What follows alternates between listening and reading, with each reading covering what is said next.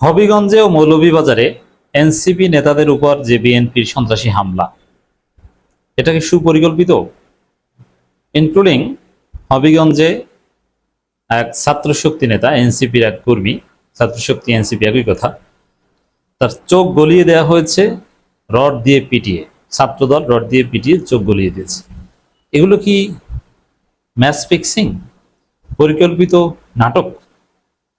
এমনটাই দাবি করেছেন বাংলাদেশ ইসলামী ছাত্র শিবিরের সাবেক কেন্দ্রীয় সভাপতি জাহিদুল ইসলাম।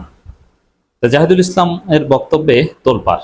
মধ্যরাতে এই বক্তব্য, এনসিপির উপর বিএনপির হামলা, নানান কিছুকে ছাপিয়ে আলোচনার বিষয় হয়েছে জামাত এনসিপির সম্পর্ক। জামাতের কেউ কেউ জাহিদুল ইসলামের বক্তব্য ডিফেন্ড করছে, বলছে যে রহস্য আছে, নইলে জাহিদুল ইসলাম বললেন কেন। যদিও জাহিদুল ইসলামের আগেও আরো কয়েকজনে এই ধরনের কথা বলেছে, যেটা আমি আমার আলোচনাগুলোতে একটা পার্সপেক্টিভ হিসাবে কয়েকবার টেনে এনেছিলাম, যে এরকম একটা স্কুল আছে, এরকম একটা বিলিভ আছে যেটা পরিকল্পিত, ম্যাচ ফিক্সিং। কিন্তু আমি এটাও বলেছিলাম যে ম্যাচ ফিক্সিং হোক আর পরিকল্পিত হোক, সেটা পরে বিষয়। আমরা দেখছি জুলাই যোদ্ধার চোখ গলিয়ে দেওয়া হয়েছে, অতএব আমাদের এখানে প্রতিবাদ করতে হবে।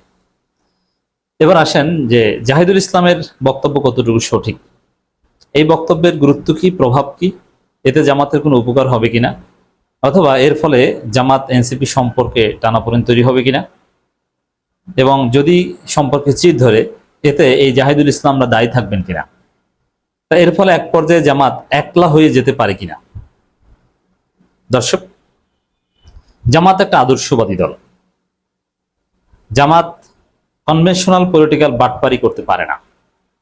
তাদের হিসাব নিকাশ করে কথা বলতে হয় এবং ন্যায় ও ইনসাফের পক্ষে থাকতে, এটাই তাদের পলিটিক্যাল ক্যাপিটাল। ন্যায় ও ইনসাফ থেকে দূরে সরে গেলে জামাতের রেলেভেন্স নেই। জামাতের চারিত্রিক অধপতন ঘটলে জামাত শেষ। কিন্তু আওয়ামী লীগ বিএনপির চারিত্রিক অধপতন ঘটলে কিছুই হয় না। একদম হাতে নাতে প্রমাণটা দেখেন তো। জামাতের এক এমপি তার মতে বিবাহিত দ্বিতীয় স্ত্রীকে চুমু দিয়েছেন ক্যামেরার সামনে, ওইটা জাস্ট ভাইরাল হয়েছে। তার এমপি পদ শেষ, তার জামাতের পদ শেষ, এমপি পদ প্রায় শেষ, তিনি পালাতক, তার জীবন তামা তামা। মানে একটা নক্ষত্রের পতন। জাস্ট দ্বিতীয় স্ত্রীকে নিয়ে হোটেলে গিয়েছেন, এটা তার দাবি। দ্বিতীয় স্ত্রী কিনা, দ্বিতীয় স্ত্রী অবশ্যই। এখন দ্বিতীয় স্ত্রী থাকা অবস্থায় চুমু দিয়েছেন না পরে দিয়েছেন, এটা নিয়ে প্রশ্ন করা যায়। কিন্তু দেরিতে হলো, রেজিস্ট্রেশন করেছেন, বিয়ে করেছেন। তো দর্শক, এটা নিয়ে সারা বাংলাদেশে কি ঘটেছে আপনারা দেখেছেন। কিন্তু বিএনপির একজন এমপি এবং প্রতিমন্ত্রী এর চাইতে হাজার গুণ জঘন্য ঘটনা ঘটিয়েছে। একদম সরাসরি সেক্সুয়াল ইন্টারকোর্স, যেটা ভিডিও থেকে বোঝা যায় এবং আলাপ আলোচনা ফাঁস থেকে বোঝা যায়। এবং এক অসহায় নারীকে তার অসহায়ত্বের সুযোগ নিয়ে, যার পড়াশোনা বা তার দেখভালের দায়িত্ব নিয়েছিলেন এমপি ফরহাদ হোসেন, তাকে খেয়ে দিয়েছে। কি জঘন্য, কি ক্ষমতার অপব্যবহার! এটা একজন এমপি, অথচ এটা নিয়ে কিছুই হয় না। তাকে বহিষ্কারও করা হয়নি, মিডিয়াগুলোও কোনো কথা নাই, এবং এটা আলোচনায় রাখা সম্ভব হয়নি। এটা টপিক আউট হয়ে গেছে। আমরা বলেছিলাম কয়েক ঘন্টা এটা আলোচনা ছিল, তারপরে ঘটনা ধামাচাপা, কিচ্ছু করবে না। তাহলে এখান থেকে বুঝলেন যে জামাতের নৈতিক অবক্ষয় হলে এতে জামাতের ধস নামে। কিন্তু বিএনপি আওয়ামী লীগে এইসব নৈতিক অবক্ষয় এতে কিছু আসে যায় না, কারণ তাদের রাজনীতির জায়গাটা আরেক জায়গা। এমনকি যে এনসিপির সরোয়ার তুষারের যে ঘটনা, এতে সরোয়ার তুষারের পলিটিক্যাল ক্যারিয়ারে কোনো ক্ষতি হয়েছে? এমনকি সরোয়ার তুষার সেই লাগাতে যেয়ে, নীলা ইসরাফিলকে লাগাতে চাওয়া সরোয়ার তুষার জামাত জোটের নমিনেশন নিয়ে এমপি ইলেকশন পর্যন্ত করেছে। জামাত জোটের নমিনেশন নিয়ে, আপনি চিন্তা করতে পারেন? তার মানে জামাত বিএনপি এনসিপিতে নৈতিক অধপতন, চারিত্রিক অধপতন, এতে কিছু আসে যায় না। কিন্তু এটাই হচ্ছে জামাতের ক্যাপিটাল। এগুলোতে ধ্বংস হলে জামাতের আলাদা বাটপাড়ির কোনো জায়গা নেই। এই জন্য জামাতকে ইনসাফের পক্ষে থাকতে হবে। এখন জাহিদুল ইসলামের বক্তব্যটা আপনি জাস্ট এই পার্সপেক্টিভ, আমি এতক্ষণ যেটা বললাম, আপনি দেখছেন যে জমিনে রক্ত ঝরছে, একজনের চোখ চিরতরে অন্ধ করে দিয়েছে। আপনি তার পক্ষে না, তার প্রতিবাদ না জানিয়ে, তার পক্ষে না দাঁড়িয়ে, আক্রান্তদের ভিকটিমদের পক্ষে না দাঁড়িয়ে এটাকে সুপরিকল্পিত বলছেন। এটা তো আপনার দলের যে মৌলিক ক্যাপিটাল, ইনসাফ পরিপন্থী। আপনি মজলুমের পক্ষে দাঁড়ালেন না, বরং মজলুমের মার খাওয়ার বৈধতা উৎপাদন করলেন। জাহিদুল ইসলাম ভয়াবহ অপরাধ করেছেন এবং জামাতের নীতি আদর্শ বিরোধী কাজ করেছেন। আমি যদি চ্যালেঞ্জ করি, জাহিদুল ইসলাম সাহেব, আপনার দলিল কি? এটা সুপরিকল্পিত? আপনার যুক্তি কি? আপনি 2 লাইনে যুক্তি দিতে পারবেন না। আপনি আন্দাজের উপর বলতে পারবেন সুপরিকল্পিত। ঠিক আছে, আন্দাজের উপর বলা, ধারণা করা, এটাও পার্ট অফ পলিটিক্স, কিন্তু এর উপর ভিত্তি করে আপনি কনক্লুশনে আসতে পারবেন না। আপনি সর্বোচ্চ ধারণা করতে পারবেন। তো সেই জায়গায় একদম ক্লিয়ার কনক্লুশনে যাওয়ার মতো বক্তব্য শিবিরের একজন সাবেক কেন্দ্রীয় সভাপতির কাছ থেকে দুঃখজনক। তারই বক্তব্য প্রত্যাহার করা উচিত। তার চাইতে বড় বিষয়, জামাত ইসলামী তো এটা মনে করে না।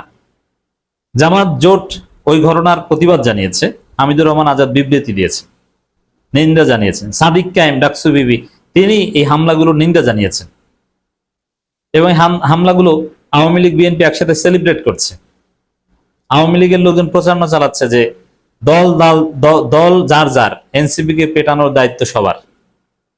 আপনি এখানে সুপরিকল্পিত নাটক কেন দেখছেন? বরং এইখানে জামাতের আত্মসমালোচনা করা দরকার। জামাত মায়ের খেলে প্রতিরোধ গড়ে তুলতে পারে না। এনসিপির ছেলেরা প্রতিরোধ গড়ে তুলে এক্সাম্পল সেট করেছে, যেটা জামাতের জন্য শিক্ষণীয়। জামাত এনসিপির চাইতে 1000 গুণ বেশি মার খায়, আপনি জানেন, কিন্তু কিচ্ছু করতে পারে না, ঘরে ফিরে যায়। যেমন জামাতের এমপি, ঢাকার একজন জামাতের এমপি, একজন অবসরপ্রাপ্ত কর্নেল বাতেনকে কতবার হেনস্থা করা হয়েছে। এমপি কর্নেল বাতেনকে ঢাকায় তার লোকজনকে পিটানো হয়েছে। জামাতকে দেখছেন কিছু করতে? জামাতের আমির সেখানে গেছে না? জামাতের সেলিব্রিটিরা সেখানে যে মামলা নিতে বাধ্য করে তুলকামাল কাণ্ড ঘটিয়ে দিয়েছে। বরং এইটা সন্দেহজনক যে আপনি কেন মাইরকে কিছু বলেন না, আপনার সাথে সরকারের সমঝোতা আছে কিনা। আপনি এখানে এনসিবি কে বলছেন সুপরিকল্পিত। আপনি এরকম একটা ধারণা, বা এনসিবির কেউ কেউ বা হাসনাতের বা সার্জিসের এই আচরণটা সন্দেহজনক মনে হয়, ব্যক্তি কেন্দ্রিক আপনি 2-একটা প্রশ্ন তুলতে পারেন, কিন্তু ঢালাও ভাবে এটা আপনি বলতে পারেন না।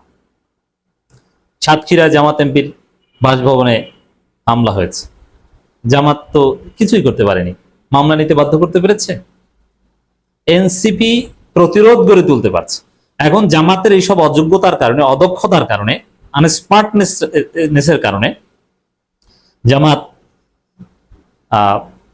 প্রতিরোধ গড়ে তুলতে পারছে না। এটা জামাতের ফেইলুর, এই কথা আমরা স্পষ্ট বলছি এবং বলবো। এই জায়গায় জামাতকে কাজ করতে হবে, এখানে এনসিপি থেকে শিখতে হবে। আমরা জামাতের পক্ষে বলবো, কিন্তু জামাতের দুর্বলতাটাকেও যদি আমরা শক্তি হিসাবে চালিয়ে দিই, তাহলে তো জামাত মারা খাবে। তাহলে তো জামাতের পক্ষে আমার বলা হলো না। জামাতকে দুর্বলতা কাটাতে হবে। আপনি আপনার দুর্বলতা সমাধান করতে পারছেন না, আপনি আরেকজন সম্পর্কে কুধারণা পোষণ করছেন কোন যুক্তি প্রমাণ দলিল ছাড়া। এটা সুপরিকল্পিত, আপনি দলিল দেন, পারবেন না। অতএব জাহিদুল ইসলামের এই বক্তব্য সম্পূর্ণ ভিত্তিহীন এবং জামাতকে দৃশ্যপটের বাইরে রাখতে যত সম্ভব এনসিপির প্রতি জনসমর্থন, সিম্পেথি তৈরি করতে এ ধরনের ঘটনা। তা আপনি পাল্টা অন্যভাবে দৃশ্যপটে থাকেন, আপনি দৃশ্যপটের বাইরে চলে গেলে এটাও তো আপনার ব্যর্থতা এবং ওদের সফলতা। ওরা যদি দৃশ্যপটে আসতে পারে, এটা যদি বিএনপি এনসিপি পরিকল্পিত হয়েও থাকে, তারপরে এটা তাদের সফলতা, আপনার ব্যর্থতা। আপনি এটা লজ্জা থাকলে বলতেন না। আপনি তো পারেন না রাজনীতি করতে। বরং আপনারা ওই এনসিপির অনেকে তো বলছে যে আপনার এমপি আলোচনায় আসে জুলাই মাসে 2 টাকার হোটেলে যে। তো দর্শক, এই ধরনের কথাগুলো অনাকাঙ্ক্ষিত। জাহিদুল ইসলামের এই বক্তব্য সম্পূর্ণ ভুল, এর কোনো ভিত্তি নেই, এ ধরনের কথা বলা উচিত না। এবং এই ধরনের কথা, জামাত যদি ভবিষ্যতে রাজনৈতিকভাবে একলা হয়ে যায়, মিত্রহীন বন্ধুহীন হয়ে যায়, জাহিদুল ইসলামদের এই অযাচিত কথাবার্তাগুলো এর জন্য দায়ী থাকবে।